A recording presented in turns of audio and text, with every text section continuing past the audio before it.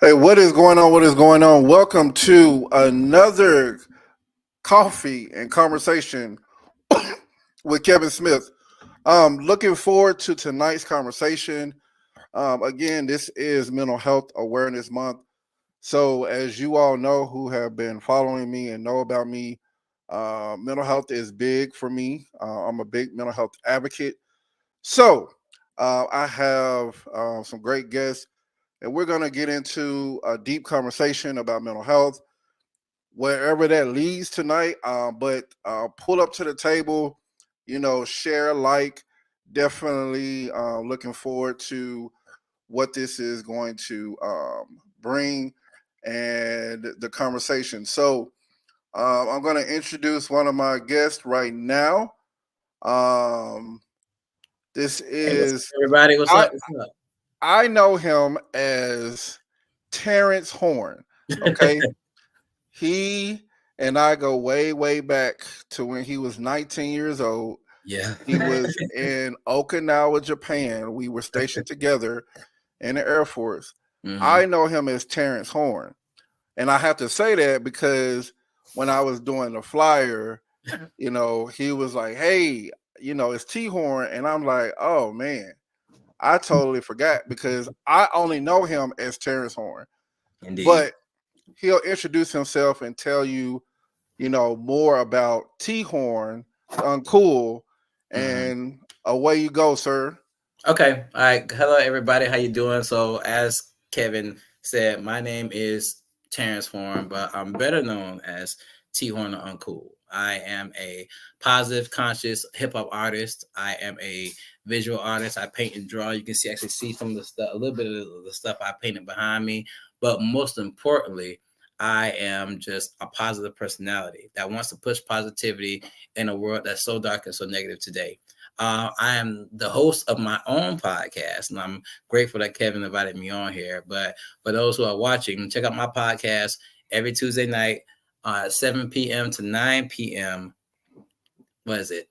Where am I at? Eastern Standard Time, right? I'm in Florida. So yeah, Right. 7 to 9 p.m. Eastern Time. It's called Conversations with T Horn, where we talk about just things that people don't want to talk about in general. People, the human race as a whole, I see now that we throw shade at things and negativity at things we don't understand. But the problem is we don't have the conversations or get the understanding we need to move forward. We just go off of what social media or stereotypes or what the status quo says without getting any understanding. The whole point of my podcast is to address those issues and bring people together who are of different mindsets about the situation and have a conversation. And though you may not agree by the end of the conversation, at least you have some more understanding about the topic and you can move forward more positively about that. So we talk about everything from homosexuality to religion to the black man's struggle to polygamy to the struggle with today's youth, anything that gets any type of negativity that needs to be understood a little better, we go into it. And Kevin actually joined me. I'm sorry, you're on this side. Kevin actually joined me a couple of weeks ago when we talked about the topic of same book, different views, and we talked about religion and how everybody's reading from the same Bible, but everybody has a different opinion, different religion, things like that. And there's a real good conversation. I appreciate it, Kevin, having me on there, and because this is my brother for a long time, I'm showing him the love back tonight. Well, I appreciate that. Definitely looking forward to this conversation and what we are going to take from it. I do have another guest coming on shortly, so I'll introduce him when he comes on, Fenton Reese. But right now, T Horn, I'm gonna call you Terrence because that's That's fine. that's You call me what you used to call me, so you knew me okay. before T Horn, so it's all Uh, good. all right. So mental health. So it's something that is not talked about enough. I feel like when I was growing up, um, it wasn't really something that people wanted to talk about. It wasn't something that people wanted to, even deal with because we're taught in the African American community to, just go on with life. Don't as men don't talk about your problems. Right. If you got something going on, deal with it, and move on. But the thing is that mental health is serious. Mm-hmm. Both of us being military veterans and understanding the seriousness of dealing with mental health and what the effects are if you don't get treated for it. If you go so long and you develop all these different things like suicidal, you can become suicidal and all these things. So, what has been your experience when it comes to mental health? So I'm gonna take this time to be in pockets and be fully transparent. So life is life. Life be lifing, and sometimes when life is lifing, it's real good, it's real bad, it's in between. But when it's bad, and when it's good. And majority of the times with most people, you can agree that it's when it's bad, majority of the time, those hit harder than the good times because the bad stuff, it lingers and you think about it. And for years after it's done, you still think about stuff and everything. I personally had my own struggles. And what the main thing I wanted to address is when you talk about mental health, people automatically think about stuff like, illnesses and things like that and everything. But there's so much more to that. I think mental health is more than just mental. It gets to a point where it gets emotional, and it gets to a point where it gets spiritual. And sometimes that mental health can, evolve into physical stuff too. Like I said, I was being transparent. Kevin has known me for a long time. He met me when I was 19. I'm 36 now, so that really shows how long our relationship has lasted. Even though it's been, distant, getting out of the military, in different states like that, we still kept in contact. You know what I'm saying? So when Kevin met me, I was kind of a troubled child. Testify. Testify. I was, I was kind Testify. I was kind of a troubled child. I was young. I liked to fight. I thought I was a ladies' man, this and that and everything.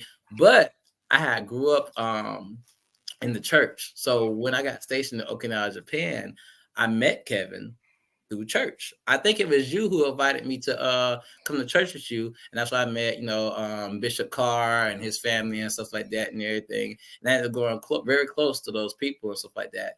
And with Kevin and the cars and everything like that, it kept me grounded. Even though I was still getting in trouble and everything, it kept me grounded somewhat. You know what I mean? I'm so thankful for all of them for that. Even though I haven't talked to the cars in years, if they ever watch, just know I got a lot of love for y'all. I really do. And I always remember the stuff y'all used to do for me, especially Lady D. Lady D was great. Yeah. Yeah. It was great. She was. She was. Yeah, you know what I'm saying? But I said that to say this. When I was in the military, I ended up falling very hard for a young lady whose name we won't discuss. But we messed around and stuff like that and everything. And I was actually put out of the military due to misconduct and behavior and stuff like that. But when I got kicked out, I found out that she was pregnant. When I found out she was pregnant, I was young, 19, 20 years old. So even though I wanted to be a good father, there were so many factors against me. First of all, I got kicked out of the military. Second of all, when I got kicked out, I got sent back home to Jacksonville, Florida. She was in Okinawa, Japan. I didn't have any money. She had moved on to other relationships, stuff like that and everything. So in response, I guess did the same thing and ended up, breaking her heart and stuff like that. Long story short, because of all the stuff of me not being prepared to be the father I needed to be, and she was like a good 2-3 years older than me, but way more mature. She felt I wasn't fit to be the father I needed to be, and she made this decision to keep my daughter from me. So, I mean, I did a lot of stupid stuff growing up, being young and everything, but now here we are, years later, and my daughter will be turning 16 on September 3rd. And I have never talked to, laid eyes, or anything when it comes to my daughter. I said it to say this. A lot of people think when you talk about mental health, it goes into straight medical stuff. But sometimes our personal experiences weigh on us so hard. And for the past 16 years, that has been a thought in my mind every single day about how I have my children here in Jacksonville, who so since then I've had other children, and I'm a very active father in my children's lives and everything. All my kids' mom will tell you, hey, one thing about him, he may not have been the best in relationships, but he loves them dang on kids. You know what I'm saying? And 16 years from now, you would think most men would be like, hey, you know, if it happens, it happens, blah, blah, blah, and everything. But every day for 16 years, I thought about my little India. And I'll tell many people that, but it weighs on my mind. And as positive as a person I am, and as much as light that shines from me, and as much I try to bring positivity to people, there's a negativity in my mind that I don't talk about. And it hurts deeply all the time. And I'm never able to talk about it because people have people care about what you got going on, but at the same time, it's not their issue. So it's a battle I deal with alone. And before I got to the state now where I am, where I'm getting things together and I'm flourishing and stuff like that, for years, I would beat myself up about that, to the point where I've even, with that, amongst other things, I've even considered suicide because of the simple fact that things were just working out. And I always thought, like, well, my daughter doesn't know me anyway. She doesn't need me, so what's the point of me being here? Amongst other things I was dealing with.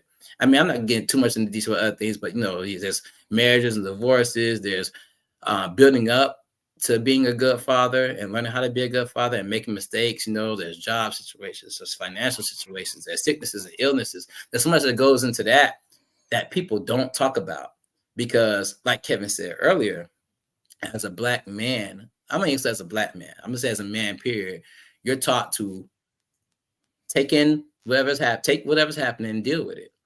But you can't cry. You can't whimper. You can't show any signs of weakness. You just got to deal. And as men, sometimes we deal with so much stuff and society expects us to deal, but sometimes we need to cry. Sometimes we need to talk to somebody. Sometimes we need to vent. And the fact that we can't do that hurt, like, it deals with our mental. It messes with our mental so much to the point where we can end up really messed up. Being ex-military and stuff like that, and being kicked out years ago, I always thought that, I wasn't entitled to military benefits. And I just found out recently I'm entitled to all my benefits because of my level of discharge and everything like that. And recently, though, I'm having the podcast, I'm doing music, doing art, I've got a good job, I'm being an asset to my community, to my kids, to my wife, to the kids in the community. I'm still messed up in some ways. And I had to take time to start going to therapy myself, and as you realize, I got some issues I still deal with. And as I'm dealing with them issues, I see I'm becoming a better person overall. And not dealing with those issues has been actually a big holdback in my life, to the point where I couldn't even flourish or go further until I decided, hey, you got to change up. You got to deal with this stuff. So I'm on here to talk about, not only my personal experiences, but try to get people to understand, like, hey, I've been there dealing with mental health stuff and everything. And I explained one situation with my daughter, but it gets so much deeper, so much deeper. Oh yeah, definitely. I mean, and that's the thing. Like, I always want to. I mean, most people know, but when I talk about mental health, we go to certain things. I was in a training last week at church, and we were talking about mental health. And one of the things that I expressed to the other people in the room was that when you say the word PTSD, people always automatically associate it with the military and war time. Yeah. But the thing is PTSD, anyone can have PTSD. It's not just because you served in the military.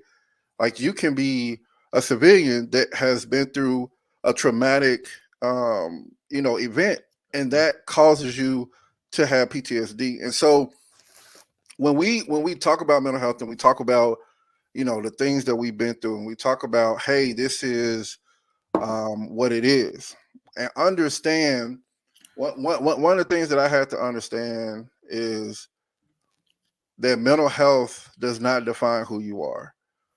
So when you walk around each day, mental health is not tattooed on you to say, I'm depressed. Right. I'm suicidal. It's not shown on you. But there's millions of people who walk around that have mental health issues, bipolar, um, all these other things that people go through, anxiety. That was why I got medically retired, because, and I talked about it last season.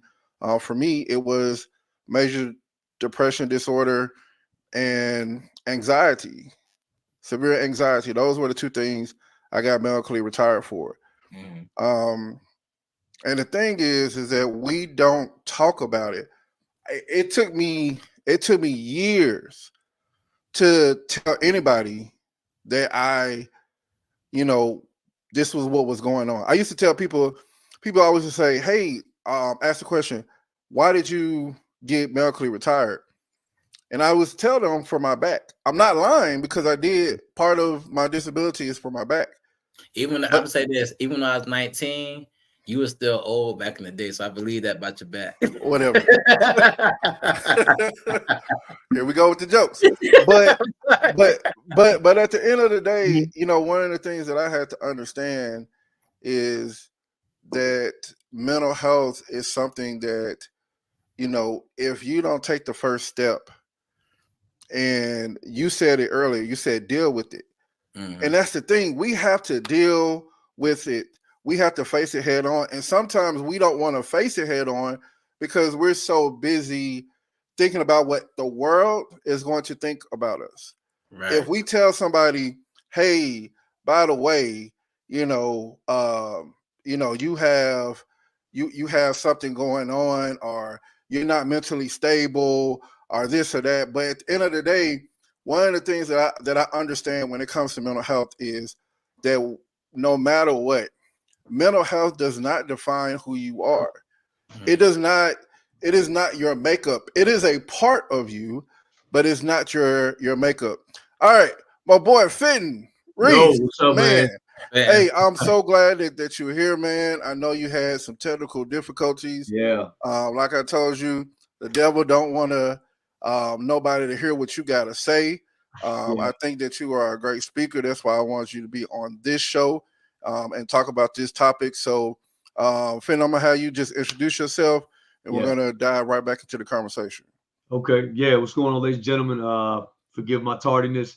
My name is Fenton Reese, also known as Reese the Poet. I am a speaker, artist, writer, music, composer, all of the above.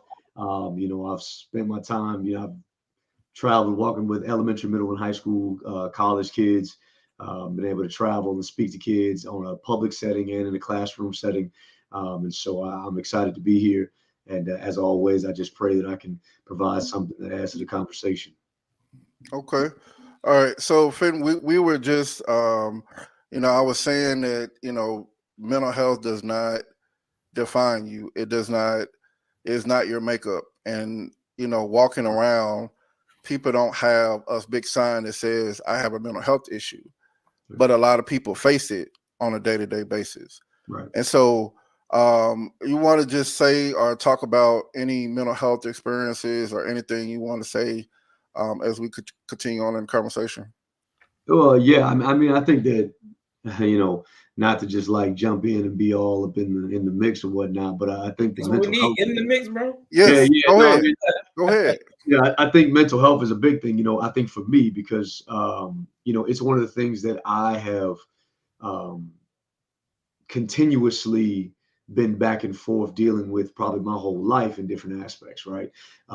Just from, childhood, and then you go into military, and then you go into, coming out, being a civilian again, dealing with relationships, being, the social aspects and all that kind of stuff. I would say I've been through a lot of the ringer when it comes to some of the mental health things. And so I would say that I think it's important for us, specifically as men, more than anything. I think it's important for us as men to acknowledge the fact that we do have moments of vulnerability. We do have moments of weakness. Acknowledge the fact that we, as strong as we might think we are not that strong. I mean, I'm saying, like, and the truth is that oftentimes society does not allow us that outlet to be able to embrace those sides of us. And I think that for men in particular, what happens is that we take those things and we put it in two boxes. It's either A, I already know nobody cares, so I'm gonna just go ahead and put that in the box and just be like, I already know nobody cares, so I'll just deal with it. It is what it is. I'll just carry it. And then the flip side is I can't afford to be sad or broken or weak or any of those things, because if I do that, then my family or whoever I provide for, they need me to be strong for them. You know, they have the luxury of being, weak in that moment.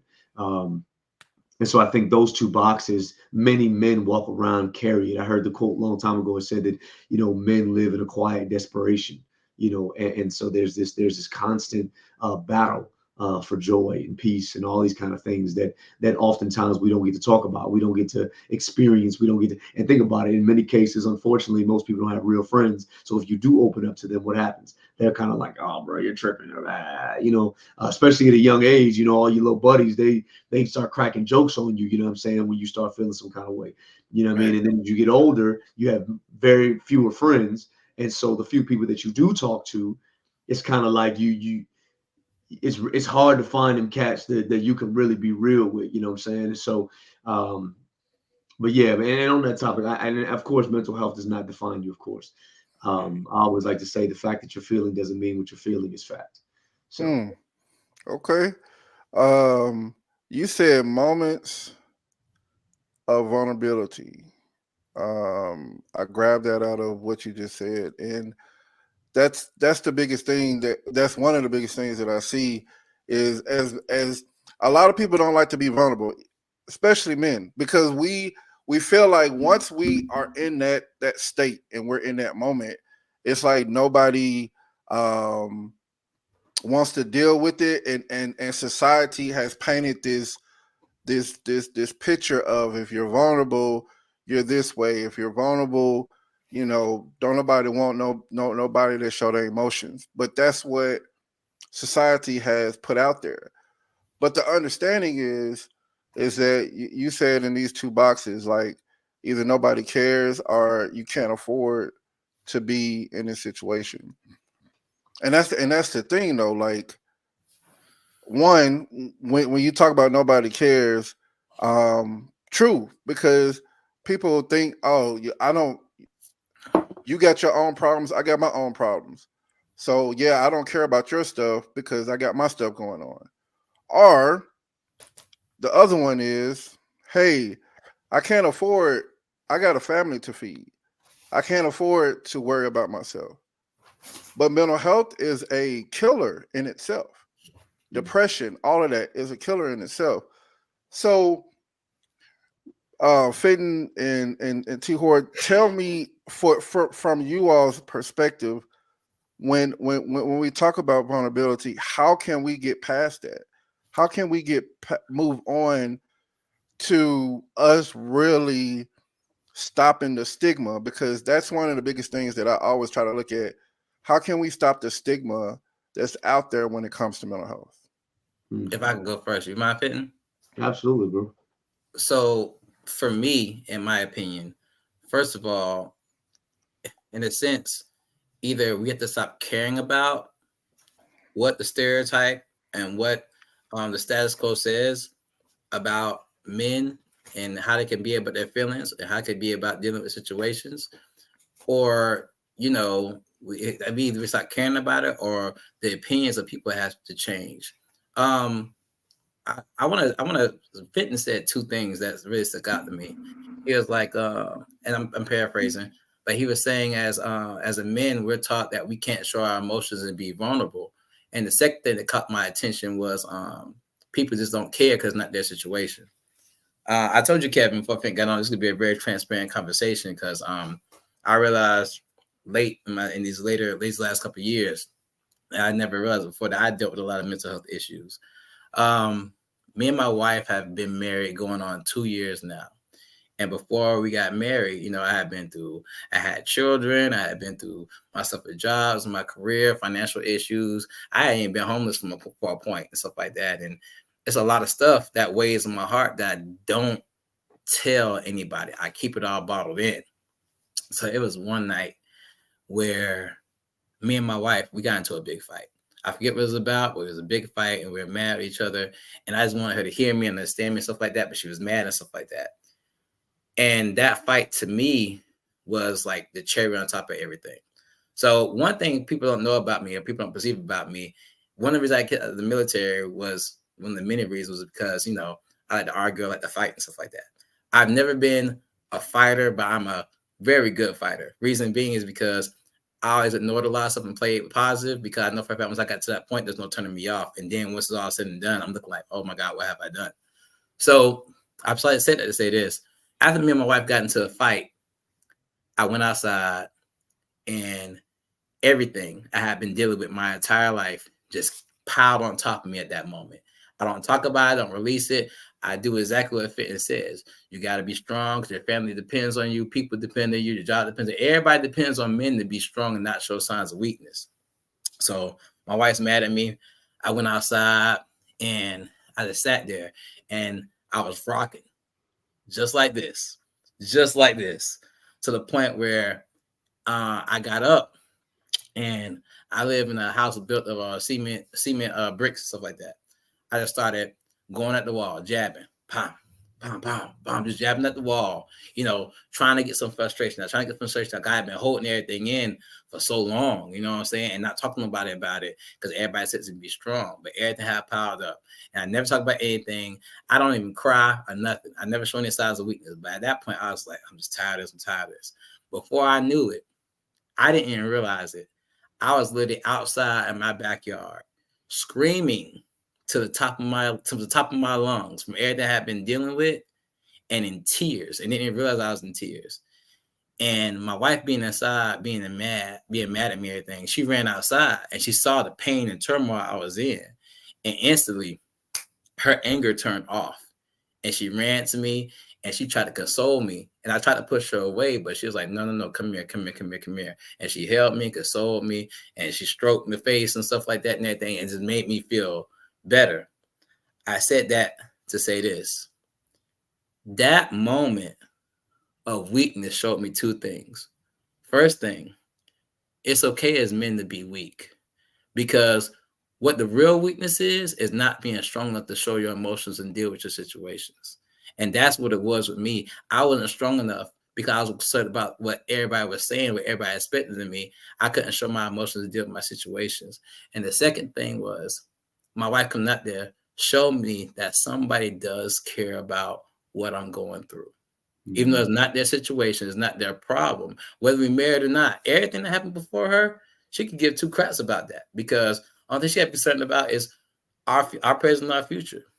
But when you have people that care about you and let you know you can be weak, and those people understand that it's okay, and it make it okay for you to be like that, that's what we need, I believe, to change the status quo of mental health, because we don't think we can be weak. We don't think people care about us, like both of you just said. But if more people were more sympathetic and empathetic to our situations and realize we all go through stuff and we all need to be weak and somebody to come through and be strong for us at our time of weakness and care about what we got going on, if people just will open their hearts a lot more to the situations, this mental health thing, the percentage of how high it is will start going down. People will start opening up more, and I think the world will just be better overall. And that's my piece on it. Mm-hmm.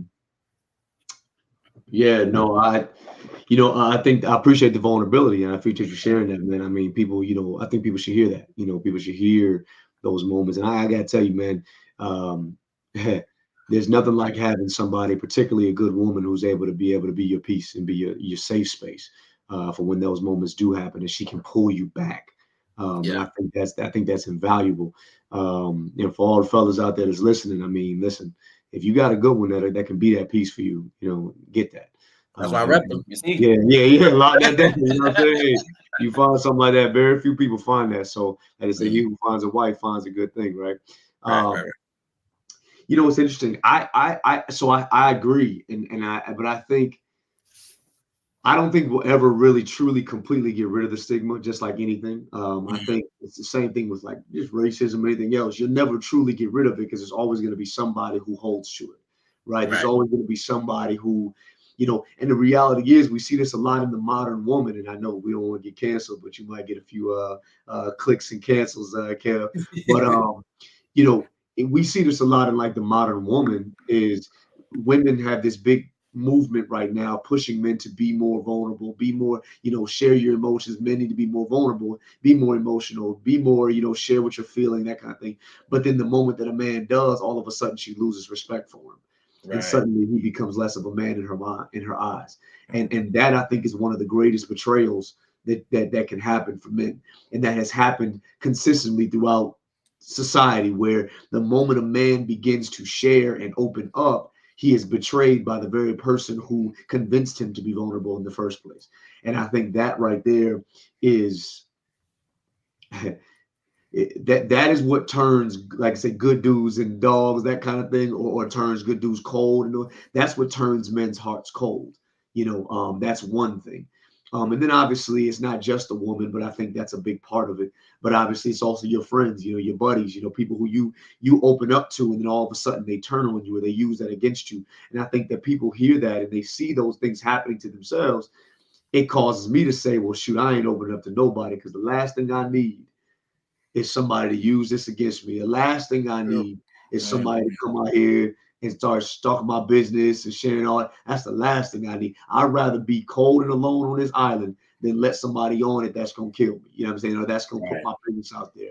So I think, unfortunately, you're always gonna have crows. You know what I'm saying? You're always gonna have chickens. Like they always gonna be there. So you're not gonna ever completely get rid of the stigma. But I do think you made a point about us not caring about what other people think, right? Yeah. I think that what is the quote years ago, was like, the greatest prison you can live in is the opinions of others. Yeah.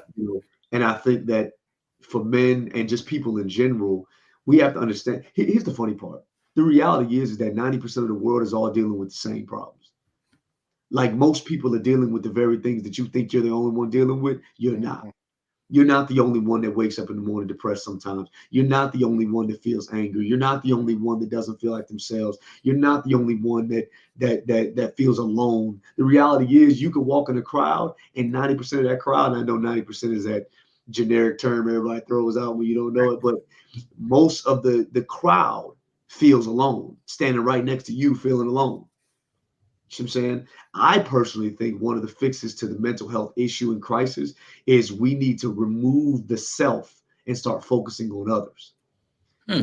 Yeah, I think one of the things that, I know this is kind of a controversial take in some aspects, but you gotta put that down for me. That kind of threw me for a loop.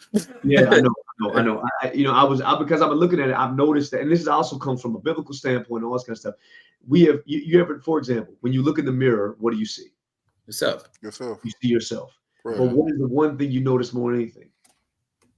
All the flaws, all the blemishes. You see things that nobody else sees, right? You go in the mirror to try to fix them. Yeah.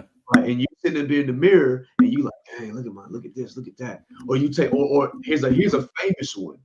Nobody likes to take pictures, right? Especially, I don't want to take no pictures. I'm not photogenic. I don't really, right? And the reason we don't want to take pictures is because we are not. The picture's not the problem. The issue is we see the imperfections. So we don't want other people to look at the picture and be like, "Oh, dang, boy, yikes!" You look like say you looking like a buffarilla or something like that. You know what I'm saying? We're worried. That's the reality. We don't want to say it. We try to act cool, like I'm not really in the pictures. No, the reality is we don't take pictures because we don't want people to think they're ugly. Like that's the reality, because we see the flaws. But on the flip side, if we were to get away from focusing so much on ourselves, because the reality is most of the rest of the world, they think you're beautiful. They think you're awesome. They think you're handsome, or whatever the case is, right? But all we see is the imperfections. But if we were to stop looking at our own imperfections and focus on helping other people feel beautiful, then what happens is we will heal others while we heal. So Finn, you said something. So at my church, my pastor said that. So that while you're going through, one of the best things to do is help somebody else, because you start helping somebody else and you start to understand, man, like I can do this. Like I realize that yes, I'm going, even though I'm going through, somebody else needs my help. Mhm. Somebody else can use my help. It's not all about me because I'm going to be okay. Mhm. It's not going to be, it's going to be a marathon. It's not a race. It's a marathon. Right. And one of the things that I understand when it comes to mental health is that, especially when it comes to grief, we all grieve differently. Right. We all, there's no timetable for grief. There's no timetable for when, you know, you're supposed to be okay with whatever happens. You know, when I remember when my mom passed back in 2015, and I went through this up and down battle with depression, and I couldn't understand, like, people would say, "Hey, you know, your mom's gone," but no one understood the feelings that I was feeling. Mhm. Because if you never lost a mom, you don't understand what I'm going through. Just like whatever feeling you're feeling, if I've never been through that, how can I sit there and say, you know, I understand? I don't understand, Right. but I try to empathize and understand, hey, in that sense, in that vulnerability, you're going to share something with me. And I think when we talk about mental health and we talk about the idea of understanding that, hey, I need to at least get it out, because you hold it in and it starts to mess with this. Mhm. And as you start dealing with your mind starts telling you things and you start believing it. Just like you said, when you look in the mirror, you're telling yourself that you look one way because your mind is automatically telling you that you look that way. And you're listening to people, and then your mind starts going like this, and you're telling yourself these things. But you're telling yourself. People have, now some people may say it, but most people have said, "Oh, you look good," yada yada yada.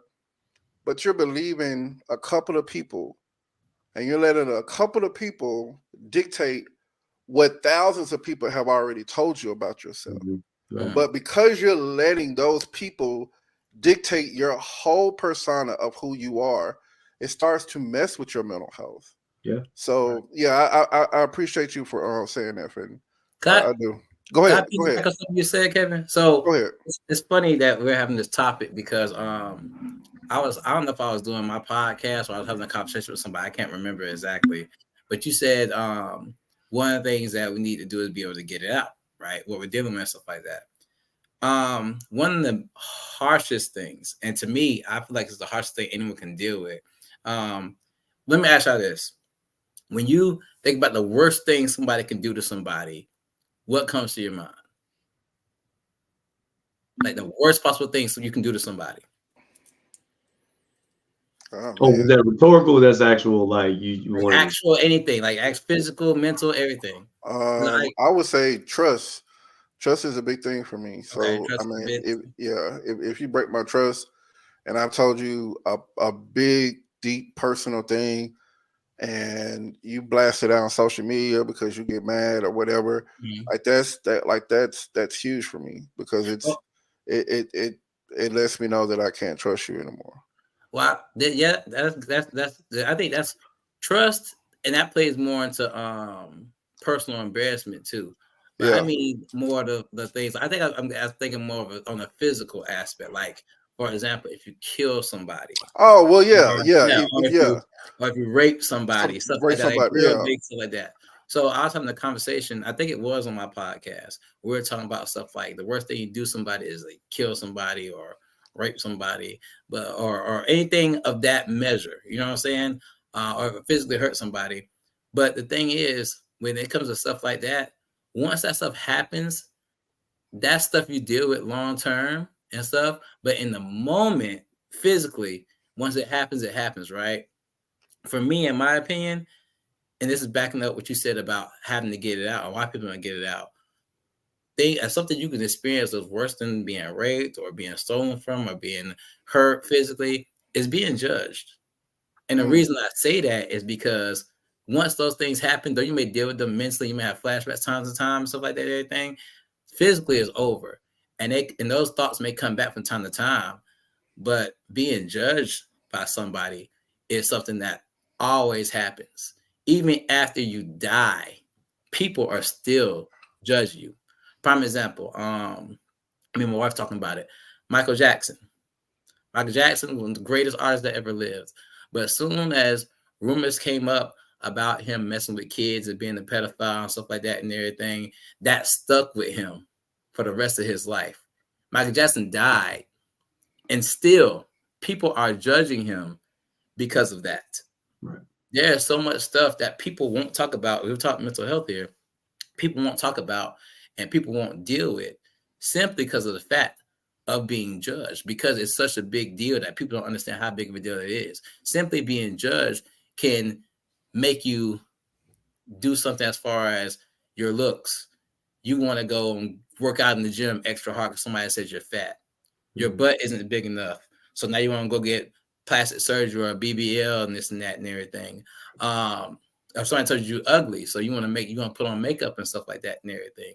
Or say you did something in your past that you want to make up for. You spend your whole life trying to make up for one wrong thing you did because people won't let that one wrong thing go and stuff like that. And I feel like that's one of the greatest crimes you commit to a person is you judge somebody and it affects their psyche in such a way they can't let it go. And not only can they can't let it go, they can no longer open up about what's going on with them, their personal feelings, because they're so afraid of being judged, because it's a forever mental thing and it beats you down. You know what I'm saying? Go ahead, Finn. I was thinking I want to add a layer to that. I think it's not, I would say being judged is one of the greatest weights that we can carry, of course, dealing with what we say, the opinions of others is that great prison, right? But I would even go even further is being judged by people who you love or respect.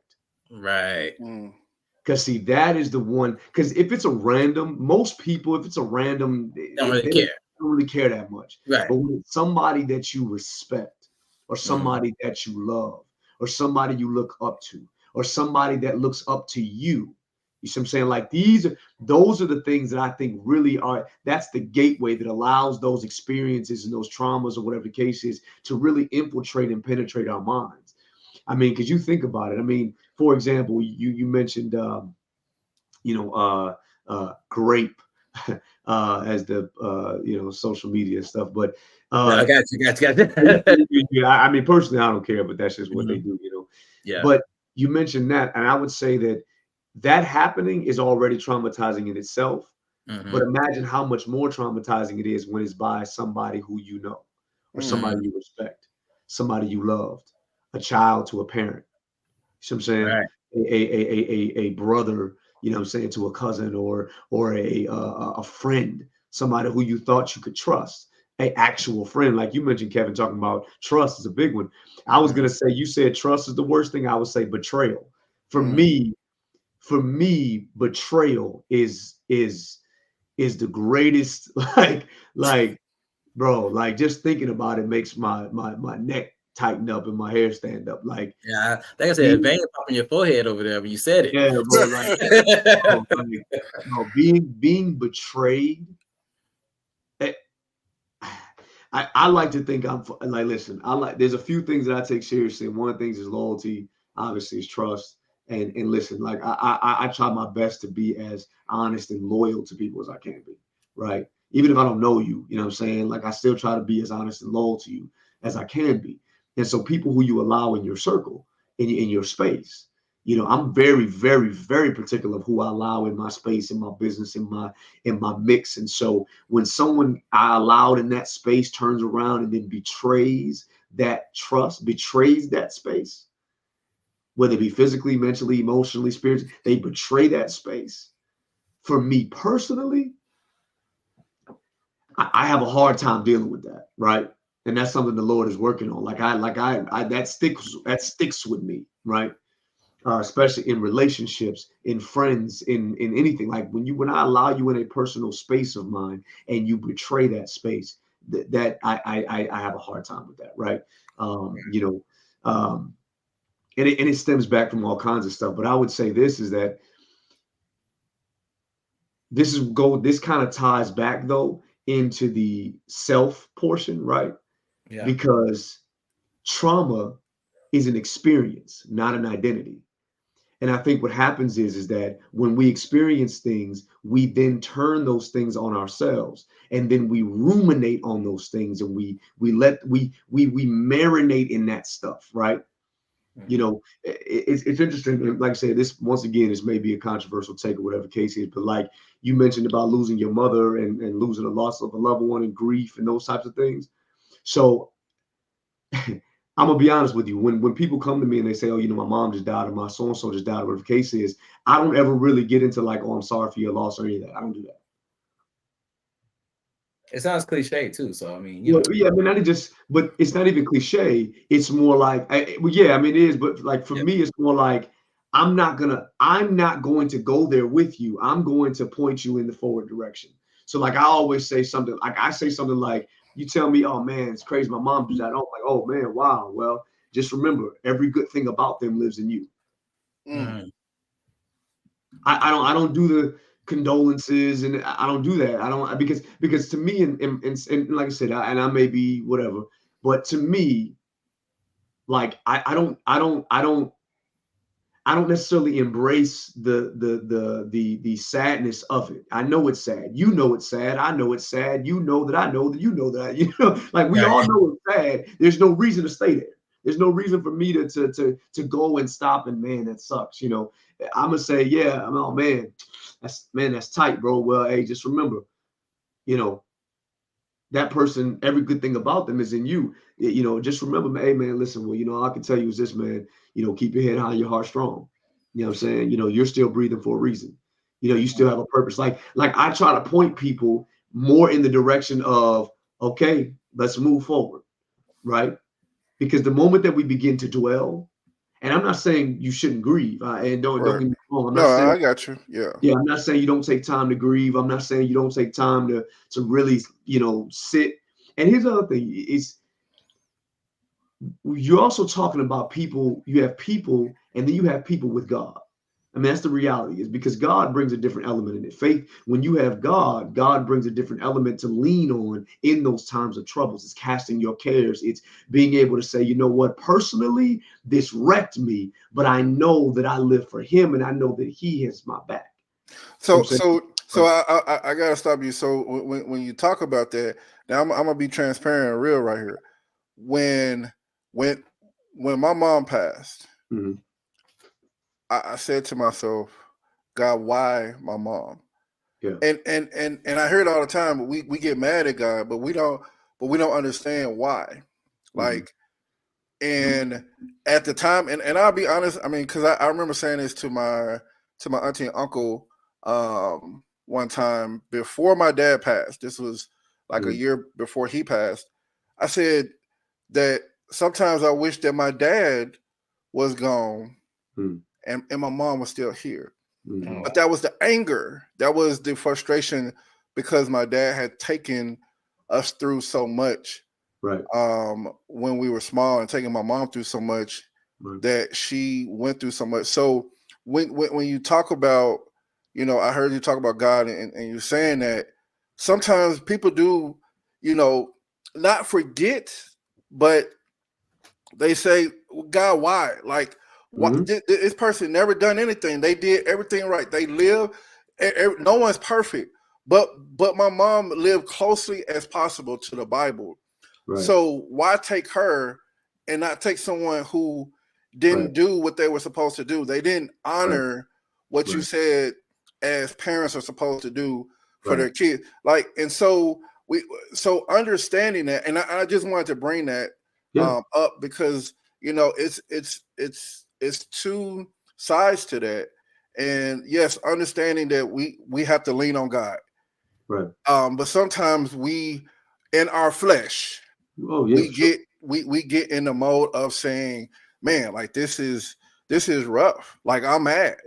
Right. And you understand that you can only be mad for however long, but then God begins and the Holy Spirit begins to show you that at the end of the day, your mom lived a life. And like you said, whatever legacy is now in you to continue to fulfill. And so I just wanted to bring that up, and I appreciate you saying that, Finn. Yeah, no, for sure. And you know, and it's and let me clarify for anybody like who's listening in, like it's much easier said than done. Right. Like, I don't want anybody to think that it's just like, oh, it's all good. God's got me. You know what I mean? Like the reality is that we are still human beings. We still have flesh and emotions. And it's not saying you just become some, God bot that's just never moved by anything. That's foolishness. You know what I'm saying? We could count countless times where some of the greatest people in the Bible dealt with depression, that were angry, did things that were horrible because they were upset, who cursed God, like all that kind of stuff. But it's through all of it, God still stood there with his arms open and said, fall back into me. I got you. I know it hurts. I know you're upset. I know you're sad. I know. Yeah. I've been there, done that. I got you. But what is it? It's funny, and not to be necessarily preachy, but there's a scripture that talks about, we do not have a Savior that is not blind to our personal dealing. I'm paraphrasing, of course, but he's been tempted and pushed in every aspect that we've been tempted and pushed. He's dealt with everything we've dealt with: the anger, the sadness, the lust, the wondering. He's dealt with all. He was challenged in all those areas and lived sinless and lived through it. Whereas we fall on a regular basis. So I don't want anybody to think that I'm just saying you just brush off your feelings and just go to the big imaginary fairy in the sky. No, I'm saying like God is a real connected being with us. Right. And I think that as we walk through this life as men and women, and when you ask those questions, why, here's the other part, and not to, some answers you will not get until you get to the other side. And see, that's one of the hardest, that is one of the most difficult things to deal with as human beings, because we are wired. We want to know. We need answers. We need closure. We need we need to know why. Most people are still dealing with trauma from their past just because there was no closure. Like the issue that happened wasn't that big of a deal, but because there was no closure, that wound never closed, and they just kept picking at it, and it just opened and got worse and worse than the actual initial wound in the first place. Closure is a big one that human beings strive for and long for. So when we don't have that, it's like that. It's like getting to the end of the movie and they just cut it off and you don't know what happened. You're like, right. Bruh. You're like, what the heck? And now you mad, you doing bad reviews, you throwing the popcorn, or you playing the game, and all of a sudden somebody kicked the cord out, and you're like, oh man, right. So that's the hurt, right? Well, imagine if you take that same concept and apply it to everything in your life. Imagine that you invested everything into a person and then they walked away. And you for no reason, you have no answer. You have your mother, for example. She seemed to do everything right, and then she goes. But yet you have somebody over here who is a crazy person or doesn't do right, and yet here they are still kicking. Like, what's up with that? Guess what? These are the answers that we don't have. Right. All we can do is understand that we live in a broken world. And unfortunately, when you live in it's like a broke copy machine. You may have 85 copies that are good. You're going to have a couple of them that have just got black spots on it, and you don't know why. And you can't fix it. You don't know the answers because you're not the mechanic. All you can say is this, is that I'm going to continue doing my work and I'm going to keep moving forward. And at some point, one day, the person who made this is going to answer these questions. Yeah. So I'm gonna ask both of you all this question, but I'm gonna tell you why I'm asking you this question. So both of y'all heard of the movie Antoine Fisher, right? Love it. Love that movie. I can't watch that movie. So here's why. I watched it, but when I began to watch it, I'm like, man, there's a lot of things going on in this movie that depicts what happened to me. So, and again, if this was 2 or 3 years ago, I wouldn't be saying this. But again, I've said a lot last season about my own mental health battle, and one of the things that I went through is I was traumatized, but I was molested at a young age, and holding that in for such a long time, not letting nobody know. It took 15 years for me to finally tell somebody. So you can only imagine holding something in, not wanting to tell anybody that something like that happened to you, and now you're walking around and you're asking yourself, you're looking in the mirror and you're looking at yourself, something's wrong with me. Like, man, why did this have to happen to me? And I remember before my mom passed, I told her. I didn't tell her who it was, but I told her, and all she could do was blame herself because she said this to me. She said, "Well, I wasn't able to protect you," and the understanding is that your parents can't be around you 24/7. I get that parents try to shield and protect their kids, but as you get older and they go out into the world, you're not with them. You're not walking with them like you did when they were a little baby. But the understanding is that your parent is still going to hurt. Your mom, your dad is still going to hurt because they couldn't do anything to protect you. And so it messed with my mental health. Um, and it made me understand that I had PTSD from a child, from being a child, which I didn't know that until later on, until I got diagnosed with PTSD, and they said part of it is from my childhood, part of it's from the military, but part of it's from the childhood. And so I asked you all, what triggers or what's something that you find yourself that you can't do, you can't watch, you can't talk about because it brings back certain things, if you have any. Well, for me, fitting before you got on, I was being very transparent about a situation with my firstborn daughter that I've never met in my entire life. I've never met because of things happened in the past. She was, I found out her mom was pregnant when I was 20 years old, and now I'm 36. It means she'll be 16 this year. I don't even know she knows I exist. Mm. But as time had went on, I was very, very, I've been very close to all my kids after her because of the simple fact that I know for a fact this young lady doesn't know me, probably doesn't know I exist, probably has his whole life that's just better almost in a physical sense, I should say, because I'm not in it. Because I can actually say at the time that, she was born, I wasn't ready to be a father and stuff like that. But it's made me to the point where I'm very critical of my children now, even with me but not knowing her. I never understood how you could love somebody you don't know. But when it comes to India, that's my daughter's name. That's a real thing. You can love somebody you don't know, you never met, in a big way. But as far as trauma, I have 3 other daughters. I have my 3-year-old Aspen, and I have my twins, Aja and Ava. They're both 1 year old now. So they're all little girls. I am so critical of those 3 little girls because of that one situation. And we had that one situation with their older sister. And we had a situation where their mom hit me up and said, "Hey, she was in Jacksonville, Florida with me, but we weren't together." And she called me and was like, "Hey, I want a new life. I want to move to another state to start over."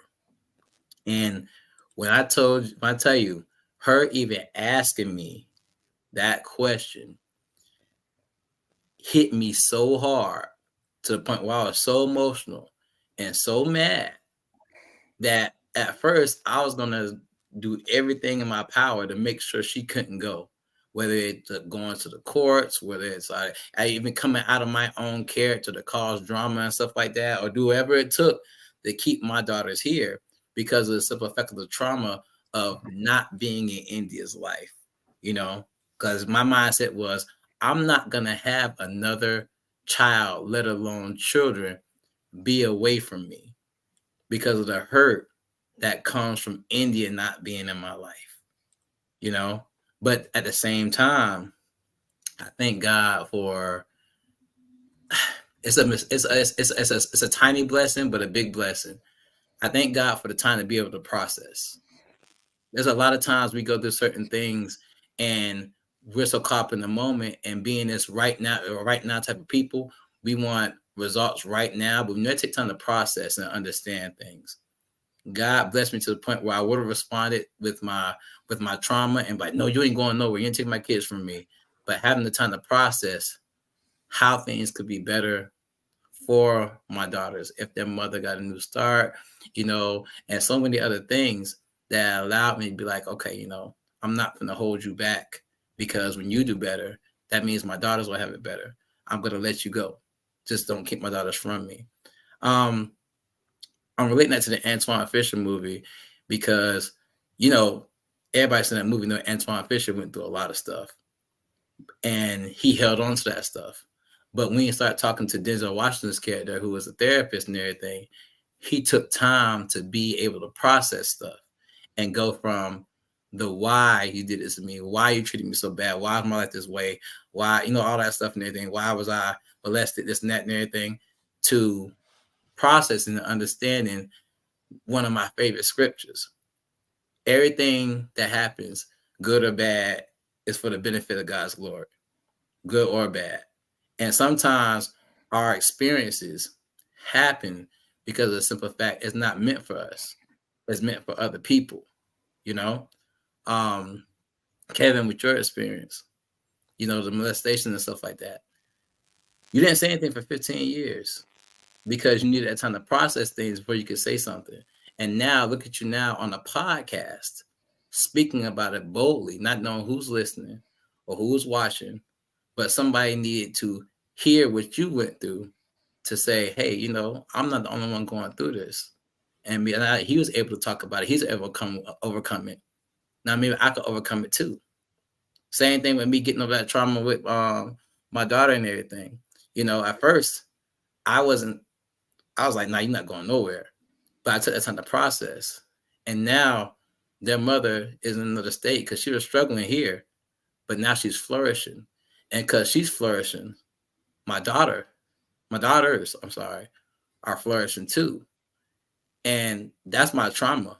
But sometimes we got to take that time to be that just realize how important it is to be able to process stuff. Because I don't know if you guys have ever heard it, but I used to do Christian hip hop before I started doing positive and conscious hip hop. And one of the songs I wrote was a song called "So Unspeakable." It's on YouTube and everything, but I'm gonna check it out. But I talked about a lot of issues that I wouldn't talk about in every day, from being kicked out of the military to being homeless to divorces to battles with sex addiction, all that stuff and everything. But I come to realize, like I said to you, Kevin, sometimes we go through things for the benefits of other people. It makes us stronger, but it makes other people realize that, hey, I'm not the one going through this. And if this person can conquer this, and if God can bring them through this, God can bring me through it too, if that makes sense. Yep. So I'm getting to put, I'm getting rambling, and you can take it from that point. No, I mean, that's good, bro. Like I said, being vulnerable, that's what it's all about. You know what I'm saying? So we appreciate that. To the original question about, what are your triggers? It's interesting. I don't know if you would call this a trigger, but I do have a quirk, I guess. Quirk? And I have a quirk I've been this way for a very long time. And people tell me I need to go to therapy, but I've actually never been to therapy. People tell me, that's bad when people tell you need to go to therapy, but it is what it is. We're still working on that part. But to be totally transparent, I was thinking about this as we were talking about it. So I have a weird quirk where I actually have never unpacked any place I've ever lived. Why is that? That's why I said it's a quirk. I mean, I could probably, if I wanted to, go down the list of, I guess, possible causes or reasons, and I'm sure there's some internet expert, social media expert that send me a comment or a DM like, childhood. But I have a quirk, and anybody who knows me, who's ever been around me, I have a quirk for whatever reason. I never unpack. I've lived in many different places. I've lived in different cities. I've lived in different places, and I have a thing that was brought to my attention a couple years ago, and it has kind of stuck with me where I didn't notice it until like recently, and then it was like, man, I really do that. I don't unpack anywhere. Are you still I doing that right now? Are you still unpacked right now? Yeah, my apartment I live in now is still in boxes. Like I live out of the boxes and bags. I think part of me is kind of like, to be honest with you, if I had to pick, I think part of me has this subconscious thought like, well, you know, you won't be here long. But like, So If I'm honest, I mean this is a thought that I always have, where it's like this isn't gonna this won't be here long, or you're not gonna be here long. So you need to be ready. You need to be ready to up and go. You know, is to that drop. is that Bill? So first off, let me say this. I did not know that you were in the military. I guess I didn't catch it when we were all on that podcast, because I was like, when you said military, I was like, I must have been sleeping when you introduced yourself. But Yeah. I don't bring I it up a lot. I mean, I talk about it, but I don't really like. That's not like the first thing I lead with. Like, oh, you know, I was in the military. You know. right. What branch? Marines. Uh, so you got two Air Force guys here, so you know. Me and Kevin were actually stationed together. You know what I'm saying? That's where we met. So. It's all love, man.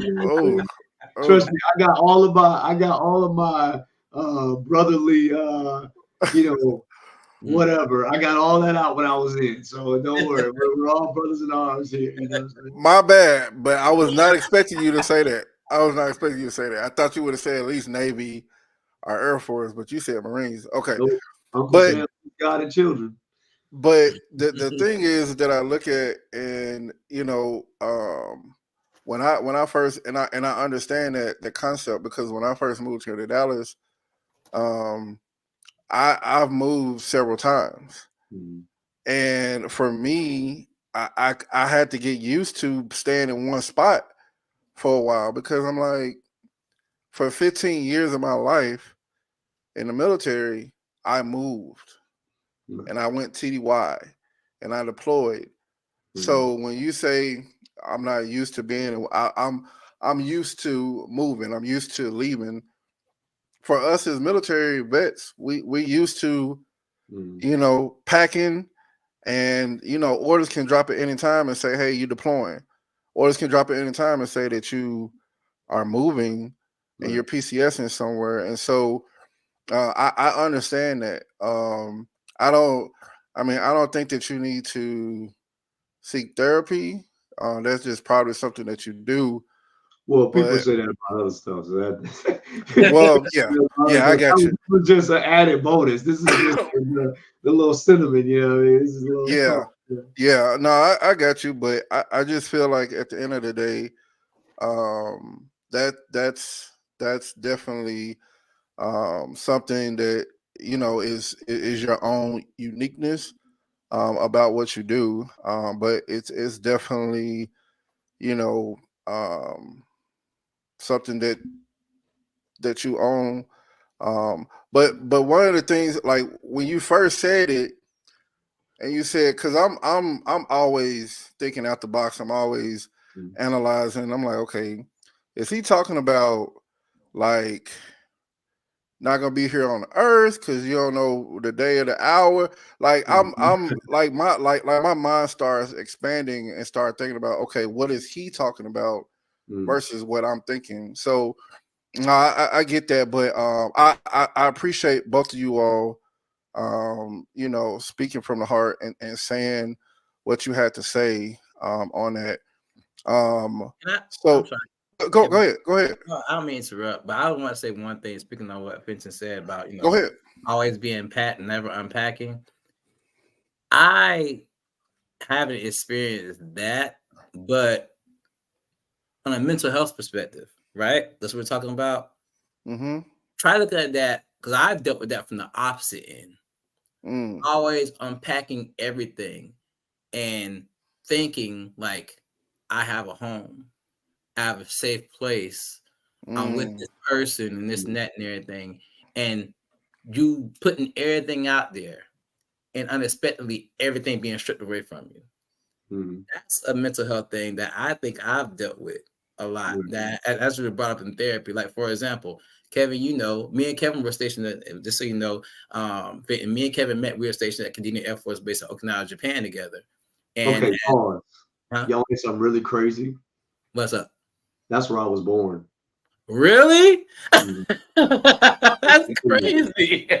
Talk about a crazy like The 6 trifecta. years, 6 years of separation kind of thing. Like that, I just when you said it, I was like, wow, okay, go Yeah, ahead. that's where we're stationed at. That's where we're stationed at. But as Kevin knows, Kevin was there when it all happened and everything. I was actually kicked out of the military for misconduct. Now, I didn't do anything super bad, but I did a lot of messed up stuff that added up over time and stuff like that. So Wild I'm boy. thinking, Yeah, he was. Yeah, he yeah, was. I was a troublemaker back in the day, man. Like the guy you met. So long story short, just so everybody knows, I know Kevin from the military, but me and Fenton, we know each other too. We both in Jacksonville, Florida, and we met at my job, and my kids, and he has done a lot of positive stuff for the kids in my school and stuff like that and everything. But long story short, I got kicked out of the military thinking that I was gonna build this career, I was gonna, have this lifestyle, and out of nowhere, from the stuff that I was doing and stuff like that, I was kicked out. Granted, it wasn't a dishonorable discharge because I had just got, I don't know, Kevin, you remember when I got that plaque from the president for all those volunteer hours of the youth center and stuff like that? So I had like the most volunteer hours out of everybody in the military, and George Bush. And it's crazy, I can't find it to this day, but George Bush sent me a plaque and honored me on the base for, volunteering so much. But long story short, that was pulled away from me. Then, I have these marriages. I've been married more than once. And I'm sitting here thinking these women are going to be my forever women. And then stuff happens and life, bad things happen. And those are snatched away from me. Certain jobs I want to build a career in that I put all my all into, like even with not let's put it out for the world, but my current job, I just found out that my company is being shut down, snatched away from me. It's just a constant thing of putting everything out there and like getting comfortable just for everything to be snatched away. So I feel what you're saying, but I feel it on the opposite end. Right. I unpack everything just for me to be snatched away from my safe place, from my home, from what I feel like is, gonna be my forever. And that does with your mental. That deals with your mental, because as soon as that happens, you're like, well, dang, what do I do now? Right. I'm starting all over again. I put all my eggs in one basket, and here I am once again, not knowing what to do, not having the resources to move forward. So I think that's a mental health thing too. People don't talk about. So, Yeah. go ahead. Go ahead. So I just want to say this: when you talk about it, you look at it from another point of view when you talk about unpacking, because you could be sitting talking with someone, to a therapist, and you're unpacking everything that you've been through, and you're unpacking and you're telling this person. And the hardest thing to go through, and I've been through this, is when you tell one therapist it's like going shopping, and I hate to say it like this, but it is, because when I was looking for a therapist here in Dallas, it's like I would go to one, I would tell them what was going on with me, and then at the end of the day, I was like, no, this not right. And then so I would go to the next therapist and I would talk to him or her. Not right. And so when you finally find someone, it's like, this is who I want to be my therapist. And then all of a sudden, COVID happened. So there's no in place therapy, and they're not doing video. So now, how do you combat what you've gotten used to? And you've unpacked a lot, because you finally have trust. You finally have someone that's been loyal to you, and they understand, and they can empathize and give you techniques and tools to help you. But now, because of COVID, everything's shut down. And now you're back at square one, because now you don't have that comfort zone. You don't have that, because you've unpacked so much. And now, instead of continuing to unpack and get to the root of the problem, you're packing it back in, because now you don't know where is it safe to be. You don't understand how can you be safe when you've unpacked so much to where, feeling like you said, like I haven't unpacked my apartment because I don't know when, how long I'm gonna be here. And so for me, now it's hard for me to unpack everything that's going on with me, because I don't know how long I'm gonna have this person with here that's gonna be able to hear me out and be there. And so I unpack a little at a time. Right. Well, that's why you just don't unpack nothing. You know what I'm saying? That's like that's an easy fix. You just don't unpack anything. No, and that's real though. You know, it's funny. It's funny. In the last year, probably 2 years, I've been on this real journey of.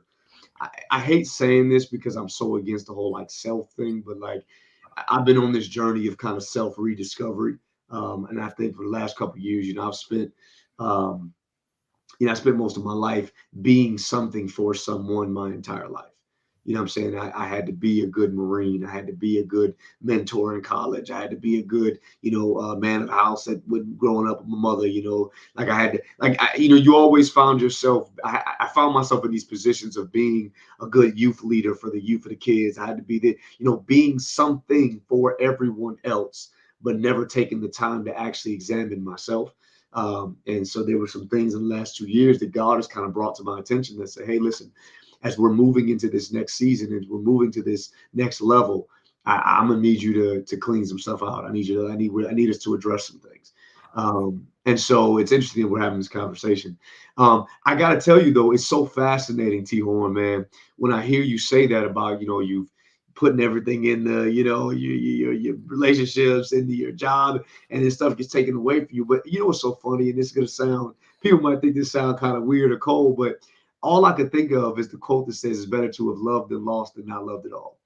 And all I can think about is that literally the only thing that go to my mind, I'm like, man, that sucks. Yeah, you lost life. But all I could think about was like, man, you've lived. You went after everything that you did. Like you went after, you had the cojones to go after the things that you believed in. You were willing to put everything into whatever you put your hands to. And that's so rare. Like, so yeah, it maybe didn't work out, but you experienced it. Like you did it. You know what I'm saying? Like you're the guy that got on the roller coaster. Yeah, he might've got sick, but guess what? You got on the roller coaster where other people still sitting on the bench.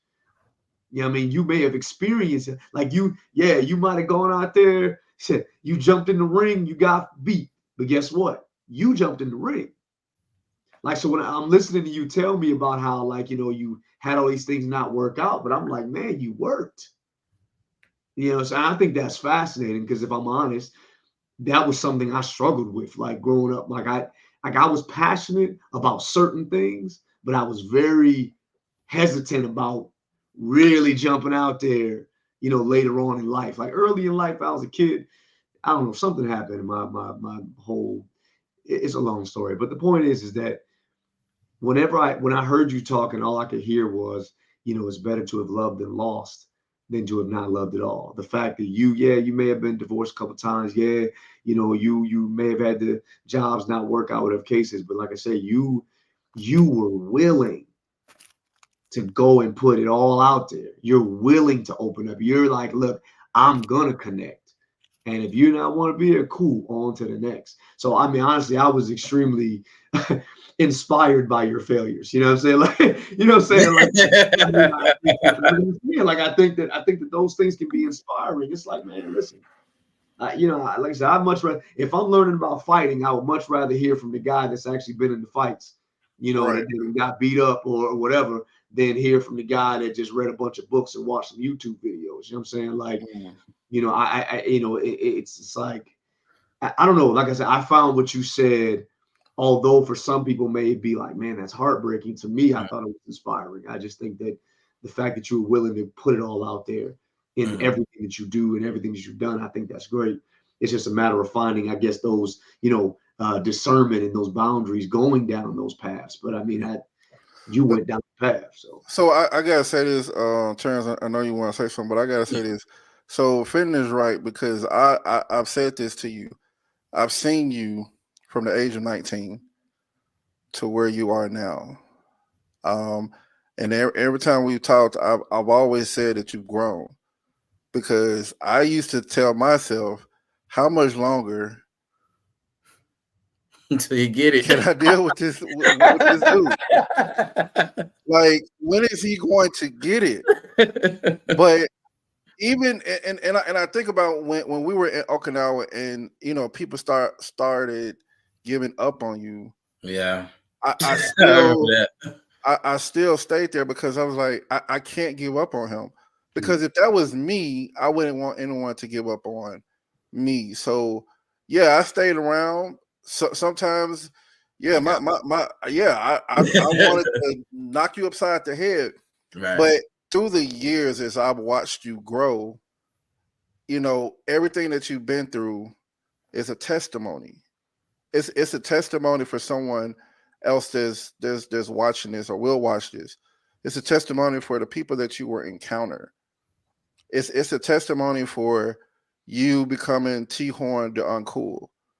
It's a testimony for your kids to see that, in spite of everything that I've been through, in spite of my battle with mental health in my own way, I still was able to move and progress through things, and I never gave up. And God blessed me with all of these wonderful kids. God blessed me with the wife. God blessed me with talent to be able to do the things that I do. And so I'll say this, and I'll let you speak. One of the things that I had to realize is that at the end of the day, we go through all this stuff, but the stuff that we go through is really for somebody else, for us to be able to help somebody else. Because at the end of the day, we're the ones going through it, but we're the ones that can be the image that someone sees, that know that they can be able to get out of it. Right. And so for us, we have to know that at the end of the day, no matter what we go through, it's not about us. Yes, we're the ones going through it.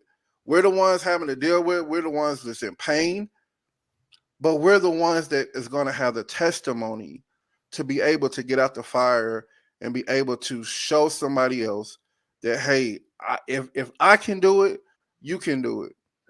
Our stories might seem the same, but they're not, because you have to walk one path, I have to walk another. But let me walk this path with you. Right. Whether it's chapter 5 and chapter 6, and then chapter 7, 8, 9, you got to walk by yourself. But at least you know that you had someone walk the path with you. So I just wanted to say that, because I've seen you, I've seen your growth, and it continues to amaze me, because I think when you first started tagging me in all of your Christian rap, I was like, when did he become a rapper? This dude right here, like, no, this dude was a troublemaker. So when you start talking about God and all this, and I see you on Facebook, it's like, man, like the power of prayer, the power of being able to have the right group of people around you to help you grow is something that's a big testimony. And so I just wanted to say that, man. I appreciate that. I appreciate that, because it's been a journey. It has, and I'm not nowhere near done. But real quick, I wanted to say, so earlier I was writing something down, and Fenton, I didn't want you to say I was being disrespectful, but was something you said, no, absolutely, no, we're good.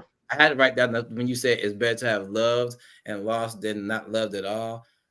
At least you lived your life. Because when you said that, I never looked at it that way. You know what I'm saying? But at the same time, it really hit me hard, to the point where something hits me hard, I gotta write it down and I gotta turn it to a song. I gotta make a song about that now. You know what I'm saying?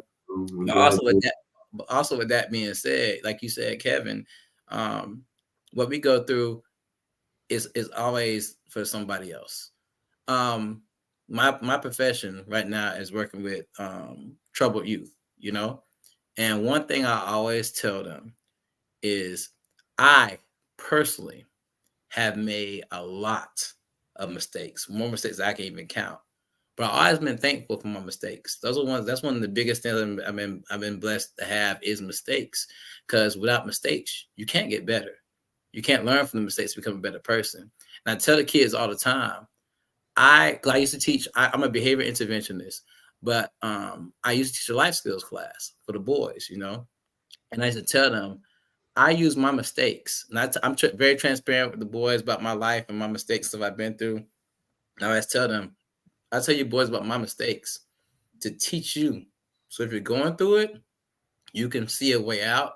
But also, if you haven't gone through it, you won't have to, because you're already learning from my mistakes. Let me be the example of the bad things so that you can be great. So you don't have to go through those bad experiences and stuff like that. So when you're saying certain things and Reese says certain things, it's kind of like I don't know if I want to say affirmation or confirmation. I think confirmation is the word I want to use. Confirmation that my mistakes and things I've been through were worth something. And I think that's how people need to look at stuff when they go through certain things, instead of using the things we deal with in mental health. I mean, of course, you have to go through your trials, you have to process, you have to get to a certain point. Because I wasn't like this 10 years ago. I'm 36 now. At 26, I was kind of getting in that mindset, but you couldn't tell me my mistakes were a blessing. Now at 36, and I see the impact it's having with people who listen to our music and be like, hey, man, because I ain't gonna lie, I do Christian, positive, conscious hip hop, and a lot of people, especially a lot of youth, laugh at my music, saying it's lame, this and that, blah, blah, blah. But then there are them people who come and say, hey, man, your music, your example, you being transparent like that, it really blessed me. There are the kids at the school that, I try to talk to them. They think, because of how the generation is now, they'll be disrespectful. They won't listen. They'll, like the lame thing. That's why the uncool thing is the whole uncool thing is my name, because a lot of people take the stuff I do as lame, but I chose to be uncool, to not be like anybody else in the world. So I can touch some people that really needed to hear what I had to say. So there are those kids that come through, even adults be like, hey, man, that positivity you got, you know what I'm saying? Those mistakes and how you got through it, you know what I'm saying? I needed to hear that, because now I know I can do it too. And it blessed me, you know what I'm saying? And I think with mental health, us dealing with stuff, we have to try our best to deal with it. Because if we don't be the example of dealing with our mental health issues, how we expect other people to be able to deal with theirs? What example, what light in the darkness can they see to say, okay, there is a way out of this, And then it's a domino effect, because once we conquer ours and they see us, they conquer theirs. And then people see them and they conquer theirs, people see them, and we start building on that and help conquer those battles. Like Fenton said, man, it's not going to be something we can get rid of, but we can still fight it. You feel me? Right. Man. Y'all have said a lot tonight, and I appreciate y'all saying it. I definitely want to invite both of y'all back on.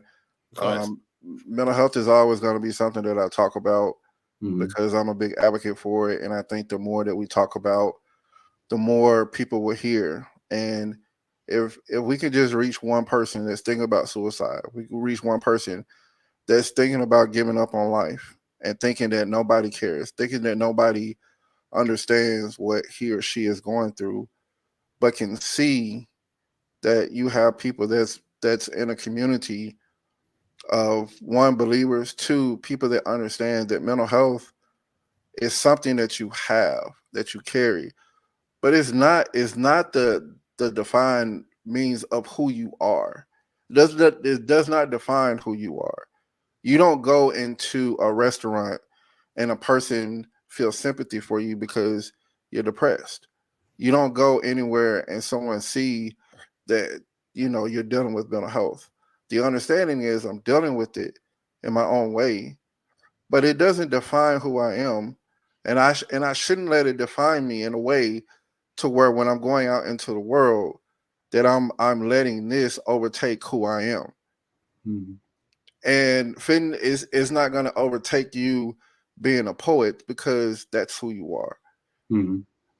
T. Horn is not going to overtake you being who you are, being a mentor, being a husband, and being a gospel artist because of what people put as depression.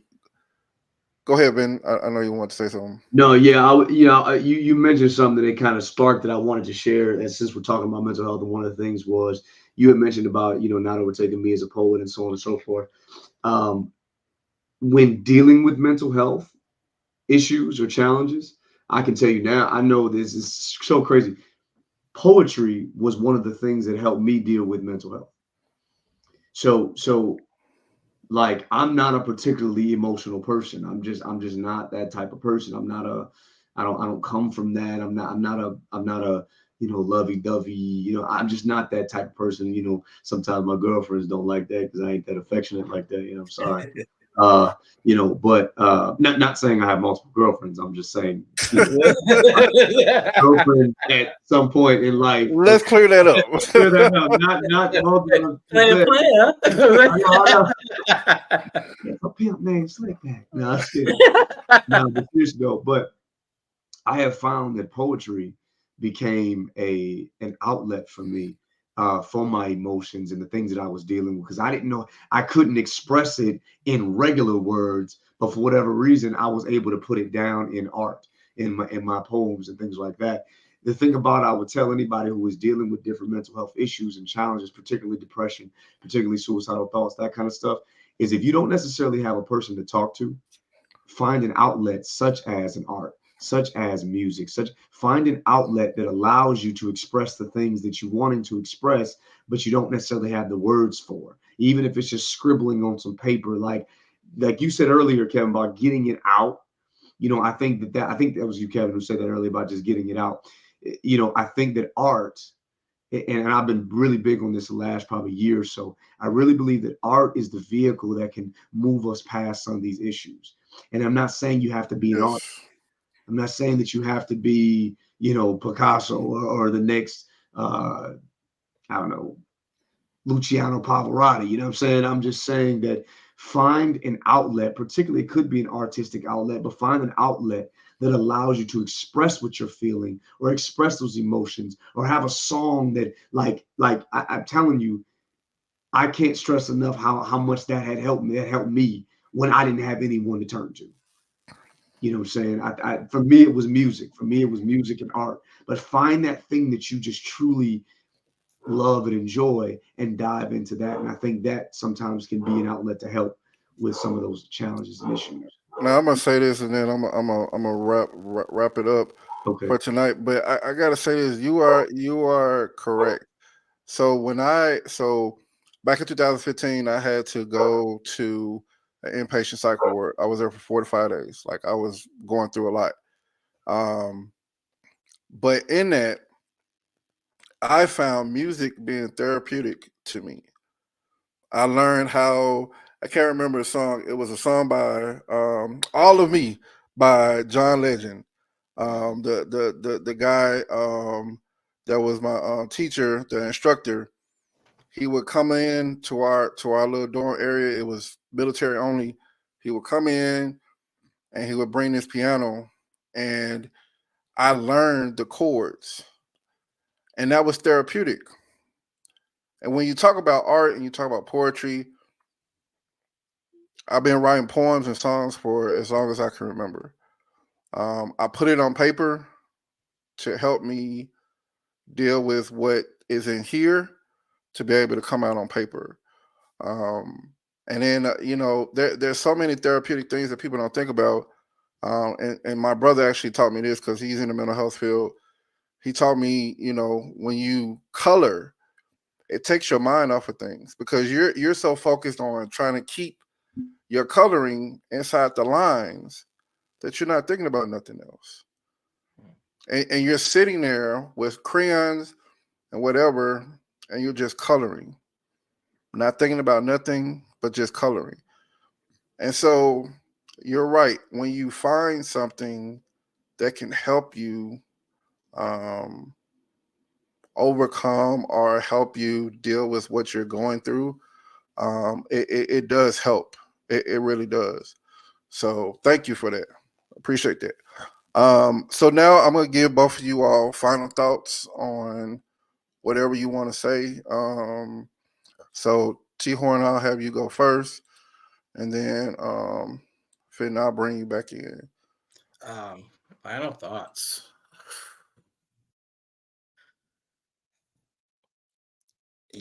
Kevin and Fenton have really blessed me tonight and made me look at things from a different point of view.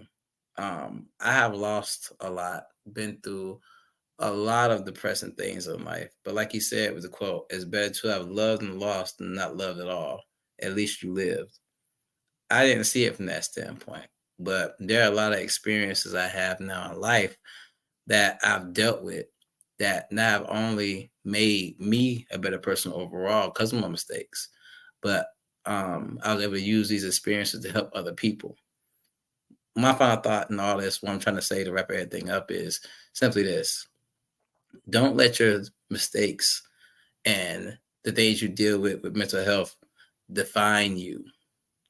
Use it as an avenue to be a blessing to somebody else. Deal with your issues. Be vulnerable. Find those people who care about what you're going through so that you can have them people in your corner to help you become stronger to deal with those issues. But once you deal with them, use them as an avenue for greatness for yourself and for others. Because like the Bible says, everything good or bad is for the benefit of God's glory. And God's glory can't be shown if you don't do your part. And that's all I got to say, man. I'm T-Horn Uncool. Y'all be blessed. Y'all be uncool. Man, that's good stuff, T Horn. I appreciate that, man. Kev, I thank you for having me. I think the only thing I mean, we've covered so much. I think the only last things I would say is just, heal while you heal. Like T Horn mentioned, your experiences are opportunities. You know what I'm saying? It's an opportunity for you to be able to reach into the life of someone else who is dealing with the same thing. And I would add this one. This is just a little extra nugget. Sometimes we are going through things in our lives and we don't feel like part of it is we don't have this person who does this or whatever the case is, or we're alone. Or I would challenge you, be the person that you wish you had for other people, and see how that impacts the way that you see the change in your heart. If you feel like you're alone and you wish you had someone to talk to, be the person to talk to for someone else. If you feel like you wish somebody just cared, be the person to care. If you wish somebody, I could go down the list of things, and I know sometimes you got to be careful because you don't want to pour from an empty cup. But I just really believe that if we can take our eyes off of self and look at the others that are dealing and challenged by all the pain that we experience, then we can help them through it as we get through it. And so, keep your head high, your heart strong, love God, love people, man. And I think and find an outlet. So I'm Reese the Poet,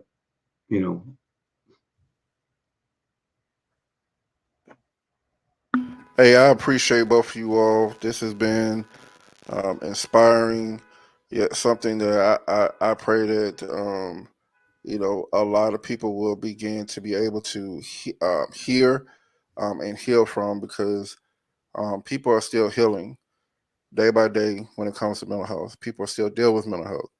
I think it's going to be a ever going phase of what people go through. But I think when we have these conversations, these real conversations, I think that people do begin to heal. I think that people do begin to understand that I'm not in this by myself, that I do have someone that I can call, whether it's one person. And I tell people all the time, you don't have to tell everybody your business, but if you have one or two people that's loyal, that you can trust, that you can confide in, that's what you need. And always, if those are spiritual, always know that God is your source. He is your source that you glean from. He is a source that you look at when everyone else around you seems like they have withered away. God will always be there to help you through the good times and the bad times. when you feel alone, God is the person that will never leave you alone. Mhm. So I appreciate my guests, Fenton, Reese, and T Horn the Uncool for coming on tonight. Definitely appreciate y'all in this conversation. All right. So next week, y'all, we are continuing on in our conversation talking about mental health. I got some more exciting guests coming on. Look forward to that next Tuesday, same time, 7 o'clock p.m. Central Standard Time. So whether it's early morning, mid-afternoon, or late at night, a cup of Joe and a conversation will always get you right. This has been Coffee and Conversation with Kevin Smith. You all have a good night.